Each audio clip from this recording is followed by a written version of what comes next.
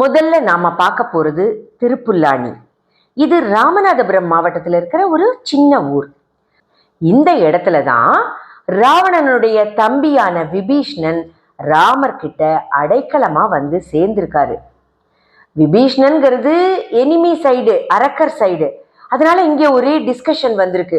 நாம இது போல அவரை இணைச்சுக்கலாமா வேண்டாமா அப்படின்னு அனுமன், ஜாம்பவான், சுக்ரீவன் எல்லாரும் இத பத்தி பேசியிருக்காங்க.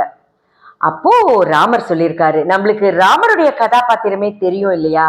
அவர் அரவணைப்பதில் சிறந்தவர், அபயம்னு வர்றவங்களுக்கு அபயம் கொடுத்து அரவணைக்கிறவர்.